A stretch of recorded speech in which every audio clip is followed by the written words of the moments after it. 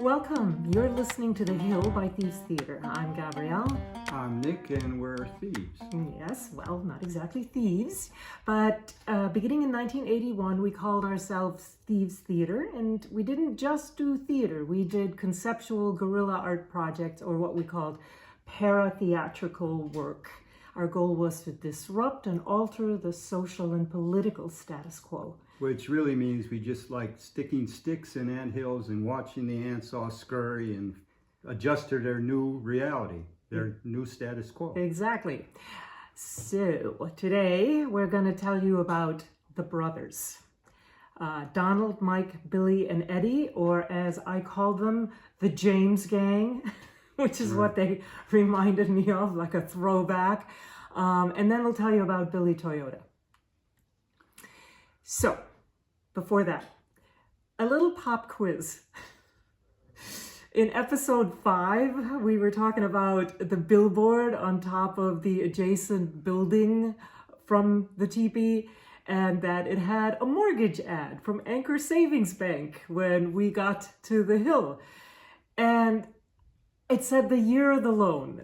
Okay, you guys, I was looking high and low for a picture to prove that. And, you know, when this many years have passed, you're wondering if you're making all this stuff up. You know, you're counting on the fact that you've said it so often that it must have been true when you first said it. Right. You know, and I couldn't find a picture. I said, okay, whatever.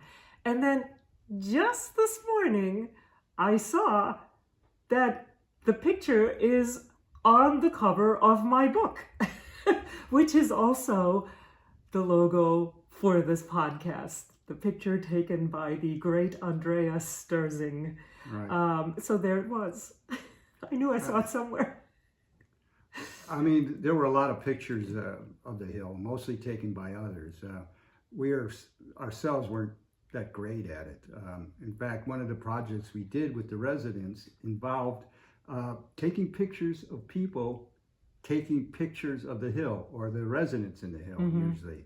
Before that, the residents used to throw rocks at the people, chasing them away. I mean, it was, they felt like they were in a human zoo or something, you know, an enclosed encampment, you know, just about on all sides. And people came, and naturally they started gawking at it. You know? Yes, especially when we became a tour group stop, right? Yeah, once we put the teepee up, we became that tourist attraction.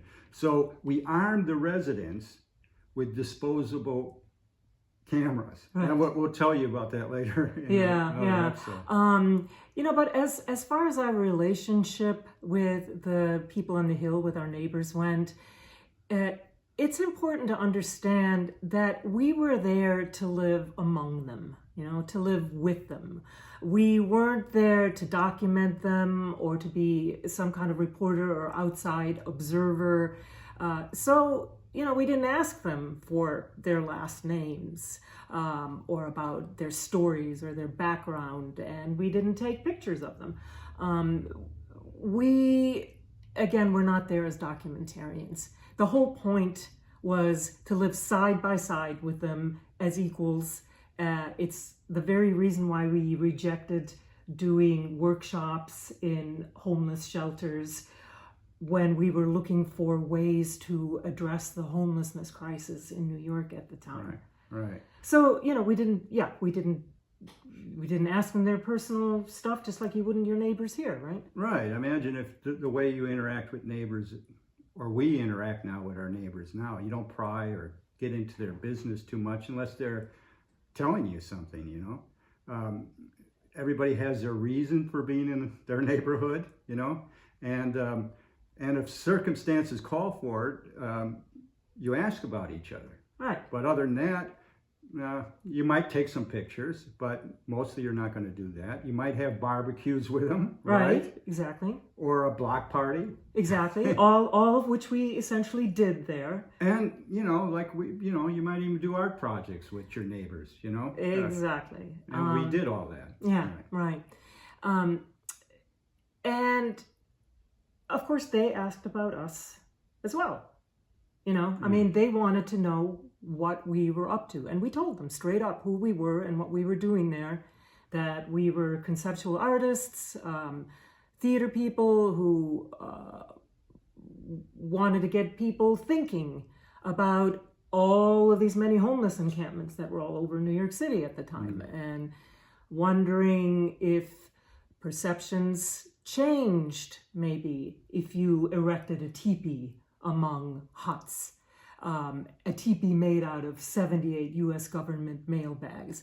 Does it get you thinking about the people living there, about, the country's past, the country's present? And I mean, they liked the idea, including the idea of disrupting things, putting a stick into an anthill. Yeah, they love that. Yeah. And that's why they eventually let us put up the teepee. Yeah. So, I mean, they understood perfectly well what we were doing there and what we were trying to do, and we weren't pretending anything else.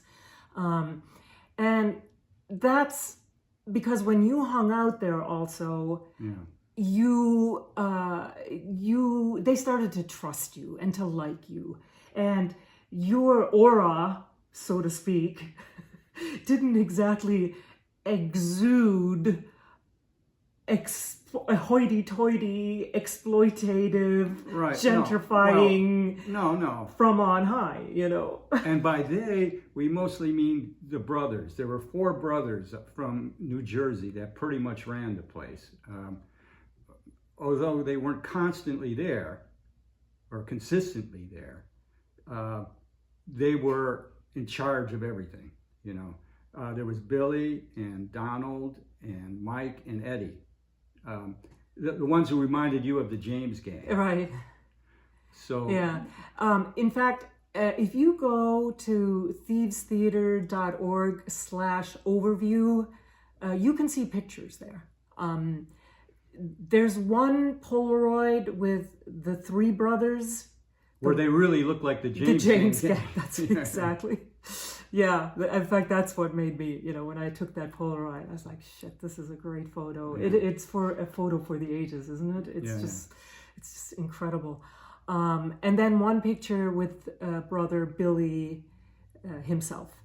And I took those Polaroids of the residents because I was going to draw their portraits with oil sticks on mailbags. That was going to be my court cards. The court cards for my tarot deck were going to be the residents of the hill. So the kings, queens, jacks, and all of that, those were going to be the residents.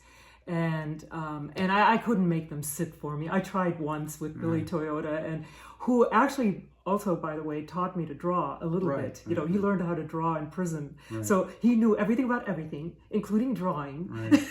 So, but it was going to take too long.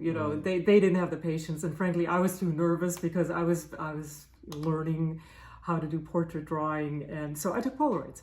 Right, and I mean these portraits eventually became the inner lining of the teepee, and everybody was really loved these larger than life drawings of themselves, these portraits, Yeah. They loved sitting around the fire pit and with a nice fire glowing up in them. Yeah. And their portraits all around, sitting there. yeah, looking down on them like larger than life, Right. Big sized heads and like busts almost, like Right. So yeah, that was really cool. The atmosphere was great. But speaking of fires, there were always lots of fires on the hill, and during one of the fires, the teepee partially burned. And so did the portrait of the brothers. Half of that, of the 3 brothers, burnt away. So I took that opportunity, after patching the teepee, putting it back up again, to also do sort of a patchwork and put all 4 brothers on one mailbag, right. which was really cool, So all of these 4 brothers were heroin addicts and HIV positive. As somebody else on the hill once said, you can imagine their mother, right? But, okay, so on March 14th, I pulled this from the journal. On March 14th, I wrote, factoid, the James gang, aka Eddie, brother Billy, Mike, and Donald, have 5 brothers and 3 sisters. In other words, there were 12 of those little darlings, all born 1 year apart. And, I look at them and I can't help but thinking that they are somebody's little bundles of joy, little baby boys once, We all start out in the same way. And Mike said at that time that he thinks that Billy may be, quote, losing heart as far as the stealing goes. Right. They're heroin addicts, so they, like the others, Billy, Toyota, and Red, the heroin addicts, were thieves. Yeah, well, Brother Donald wasn't. He was probably the only one up on the hill who was a beggar. Right. Yeah. And on Thanksgiving, the day we put up the teepee, he came in for a while and told us how great begging was on Thanksgiving and other holidays. The people tended to be a lot more generous. He was sort of like a waiter, Talking about his tips. Yeah, talking about his tips. Well, one guy gave him $20, he said, and plus he sees, celebrities sometimes. Yeah. Like he saw Don Johnson. Oh, yeah. Don Johnson came by one day and didn't give him money, but gave him his shirt off his back, so to speak. He gave him his Hawaiian shirt, right? And he gave it to him saying to Donald, if I give you this, I don't want you to sell it. You have to keep it, And so Donald promised that he wouldn't sell it. And I remember he was proud to say that his son still had that shirt and wore it. From right? Don Johnson. Don Johnson's Hawaiian shirt. Yes, right. back then Miami Vice was all the rage. And, Yeah. So that was a really big deal. So of the 4 brothers, Billy was the one that was there most consistently. He stayed with Tito in his hut, whereas the other 3 brothers had their own hut. And they only came occasionally. And not long after we got there, Billy stole something from somebody, from one of the other residents. And he left for a week or so. And by the time he came back, all was forgotten, if not completely forgiven. But that'll always stick with me, Yeah, well, I mean, that was sort of the characteristic of the hill. People lived in the present, day to day. Life took a lot of energy, and they didn't really waste time on grudges or anything. No, they were too busy coming up with 100 plus a day for their addiction alone. Right. So, but that, I don't know, I always found that kind of fascinating. As I was wondering, well, aren't you mad at them? And they're like, about what? It was weird. Just like, okay, for example, they also didn't care about current events at all. I once asked Billy if he could come up with a transistor radio, because I told him I wanted to listen to the Persian Gulf War events that were going on at the time. But he, like most people on the hill that I asked about this, had no clue what I was even talking about. And they didn't even know the basics. For example, Billy didn't know that Israel was a Jewish state. Right. So even just kind of the most fundamental things was completely irrelevant to them in their world. It's not so much that they ignored them, it just never came up in the first place. And I guess in some ways, that's true for a lot of people. It's a luxury of time to keep up with news and to keep up with politics, a luxury that a lot of people just don't have. Yeah, I remember early on, Billy came in to get some coffee. He stepped into the teepee and get some coffee. Yeah, a lot of people came in for coffee, and we made what we used to call cowboy coffee. So there was a fire pit in the center of the teepee, and we would boil water in a pot, throw the grounds into the pot, let it boil for a while, steep for a while, and then strain it into a coffee cup. Right. Billy was a all right kind of guy. He's very respectful, probably, mid-30s? Yeah, and, I'd say. Smart, lean, very quiet and deliberate, and a career criminal, basically, who looked the part, complete with, love and hate on his knuckles, tattooed in the jailhouse blue tattoos. And he told us the law was looking for him. He had gotten out of jail recently, and he committed and pleaded guilty to burglary, which, violated his parole. A little, you think? Yeah, well, right. Especially after you plead guilty. Well, in any case, he was supposed to get a job and go into a drug program, and instead, do all this before the sentencing. And instead, he was just hiding out. He did have a wife and kids he was very proud of, though. Yeah, he was very proud of his wife and kids. In fact, it was so funny because he said his wife and his girlfriend got along. And he had 2 kids, each born a year apart on the same day. And then he had stepkids, his wife's kids, and he was always bragging about what great grades they were getting. And one time I was in the teepee with him listening to a Chicago Bears football game. I'm from, we're both from Chicago, and I don't know how that came about. Probably some big game because I'm not normally a sports fan.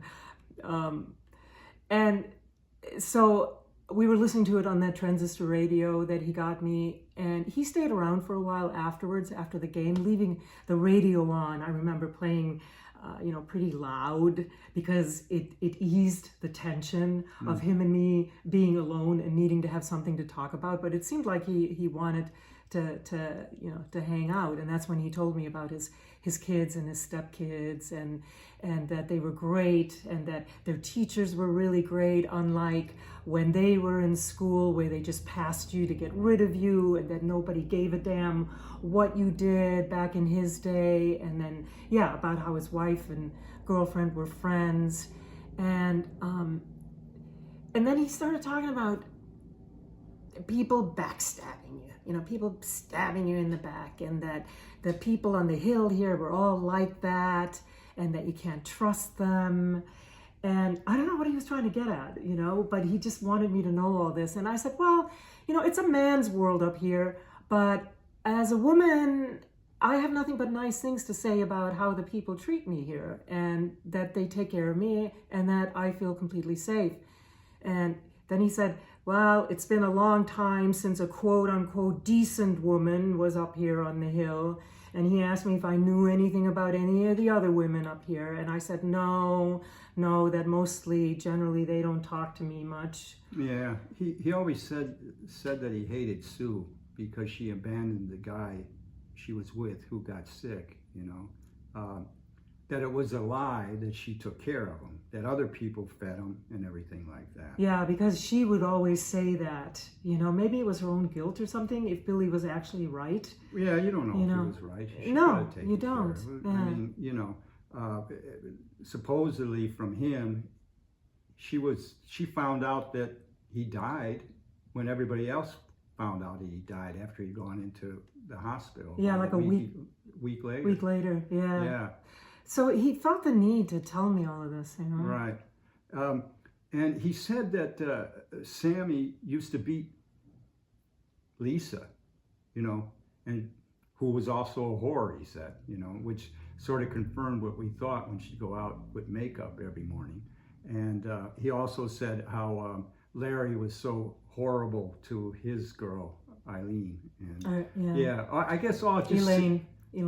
Yeah. Elaine. Yeah, I mean... I'll tell her about her later. She was a really sad case. Oh, my God. Yeah.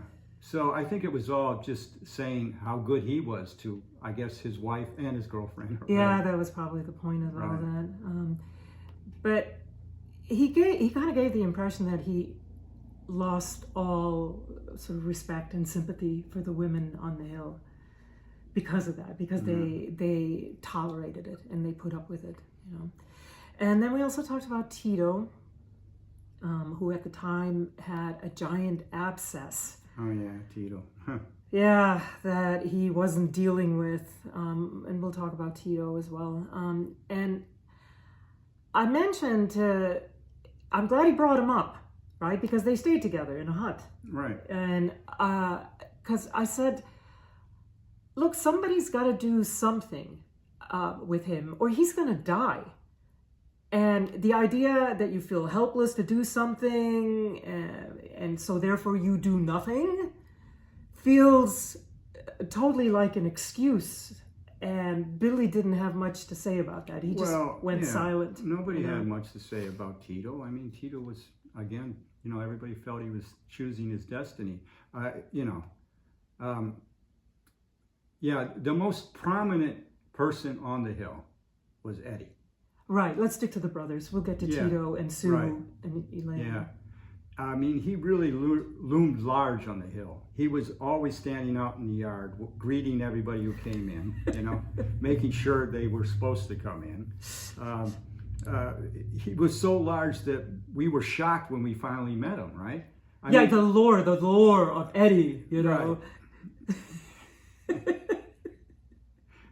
We thought he was going to be a hard-ass bully. I mean, I did, especially when I did too. I was scared. But people referred to him as the washerwoman because how crabby he was all the time, Mostly he was just a big crab ass. He wasn't at all. In fact, he was really funny, He was just like, really?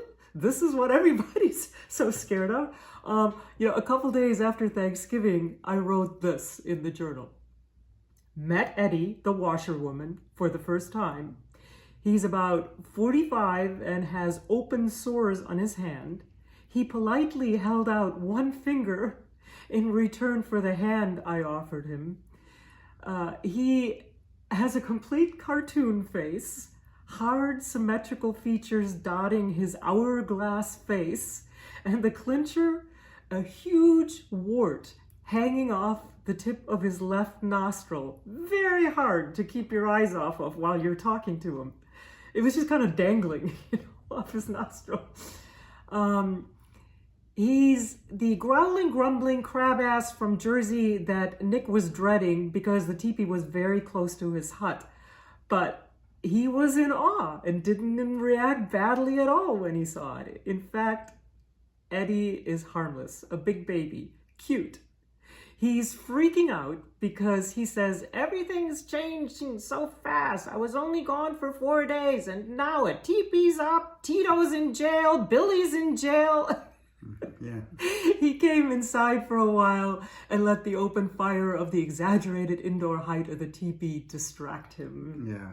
Eddie was always made everything so important, so earnest with his, rendering of whatever was going on. And, his normal speech level was like what most people would consider a shout. Yes. I remember one time standing on a stool inside the teepee, fixing the lining or something, and he came in to tell me something, and I almost fell off my stool. It was so loud. It's so intense. I mean, there were so many funny stories about Eddie. I mean, for example, he thought that the little disposable cameras that we brought up there for everybody to use would take tiny pictures. Right. They wouldn't take big pictures because they were so small, And another thing was there was a Vietnamese kid. Oh my God, that was so funny. Yeah, he'd come up there every time Eddie was gone and sleep in Eddie's hut, and so Eddie would, he didn't really care about Eddie's temper. Because he was undaunted. Right. By Eddie. Eddie would scream at him, shout at him, get out of here, get out of here. And every time Eddie left, the kid would come back and break into his hut and sleep in there, right? And I described it as my journal as Eddie being like Goldilocks' ugly sister being tortured. Right. And, I remember Red saying, don't throw him out in the street. If he can't stay there, put him in my place. Another example of Red doing the right thing, which is why he was so respected on the hill. Eventually, Eddie allowed the kid to stay there. And then I think he started getting money from him. Yeah. Or getting rent from him. If you can't beat him, join him. Charge him rent, Right. Okay, but the funniest scene with Eddie involved Juan. Juan, both Eddie and Juan had the intellect of roughly 12-year-olds. We told you about Juan the last episode. Good wood. Yeah. And on February 4th, 1991, I wrote in my journal, so this was a couple months after we put up the TV, the comedy routine of Eddie and Juan. Juan is in the teepee waiting for the coffee to boil. He calls in Eddie to take a stand, to tell him, which means mumble to him, that he doesn't want Jenny staying with him in his hut anymore selling blowjobs. Eddie screams at him that the only time he minds it is when he doesn't get a blowjob himself. And besides, he gets $20 a week for it, which, incidentally, he better not try to collect more than once. And he better not beat up Jenny anymore, or he'll get Wally to stab him. God, these people. The picture is Eddie leaning over Juan with a hand raised, ready to hit him, and screaming at Juan, cowering like a kid, expecting to be hit. Then every time Eddie leaves for the door, Juan tries to get the last word in. So Eddie has to turn around again and come back in, back and forth, back and forth. Every time Eddie goes to the door, Juan says something else that makes Eddie turn around. So both of them are trying to get Nix and my support for their side. Eddie walks to the door for a last time and pauses because Juan didn't say anything to stop him this time. And then Eddie turns around and says, "Now don't say anything more when I'm going out." That's it? That's it. They were like two grade school kids, complete with mommy at home, who's going to make it all better in the case of Juan, because Juan's always saying, look, my mother gave me $5 for crack, and always talking about his mother, and he was like, 40 or something, Juan, Yes, by the way, that day I also wrote in the journal, Ali says to Red, "Hi, Red, I love you." And without missing a beat, Red says, "Then why don't you come and see me more often?" I'm telling you, these people were so adorable in their own way. Right. Another big presence on the hill was Billy Toyota. Versus Brother Billy. Right. Billy Toyota. He was really smart, and not just street smart. He like Red and the brothers were from Jersey. I think they were from the same neighborhood. I think they all knew each other from the neighborhood. They were teenagers or something. And Billy Toyota got his name because as a teenager, he used to always steal cars, Toyotas, and pick up everybody for a joyride. Billy Toyota hated cheap people, or he considered him not a cheap person, very generous person, right? And classy. And classy, yeah. He liked nice things. He stole for a living. And he too was a heroin addict, HIV positive. Right. He stole for a living. He mostly broke into the trunks of cars. He sometimes went up to the airport and stole bags, but mostly he'd break into the trunks of cars and see what was in the trunk. And this was living the life to him as opposed to like Donald begging.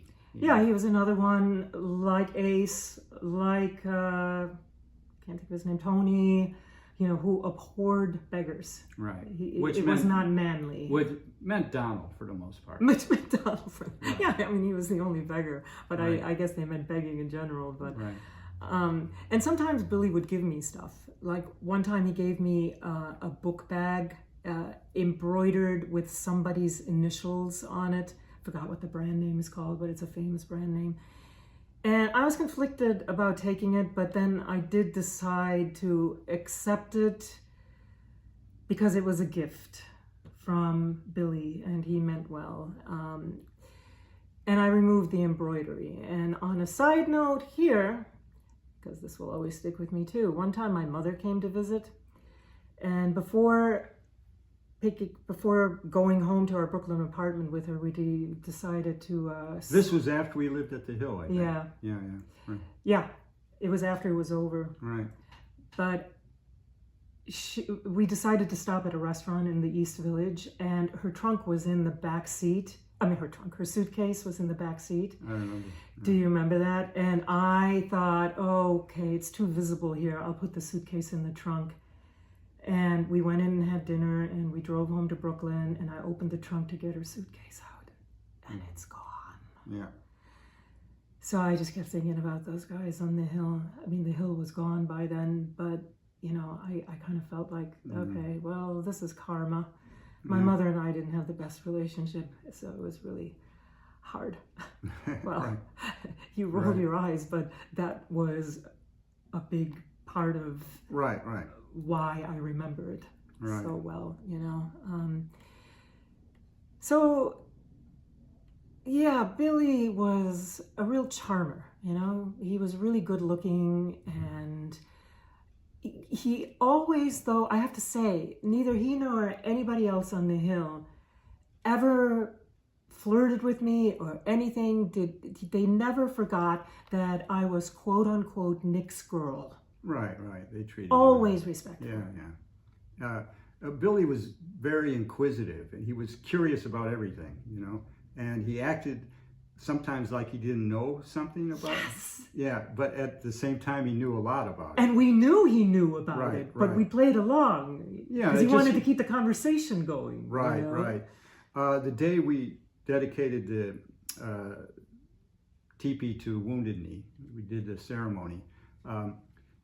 We had a gathering, and we brought up some steaks to grill, and over the open flame of the teepee in the fire, and we brought salads and other sides. Billy chipped in $10, and he bought me a pack of cigarettes, because I was always giving people cigarettes, and he bought me a pack. Yes, and we'll get into why you started smoking another time. Yeah, but Billy took charge of the grilling, because of course he knew how it was supposed to be done. Yes, he knew everything about everything. Billy knew everything about everything. So he putting margarine over the steaks and cutting the edges, the fat off, cutting the fat so that steaks wouldn't curl up. And oh yeah, and during that ceremony, he was also one of a long list of people who ragged on me for buying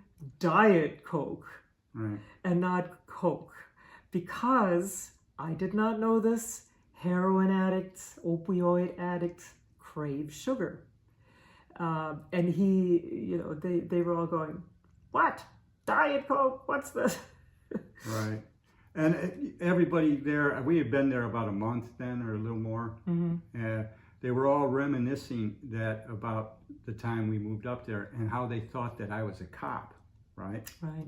And I mean, I think even at that time, about a month after we put up the teepee, they still believed that I was a cop. Yeah.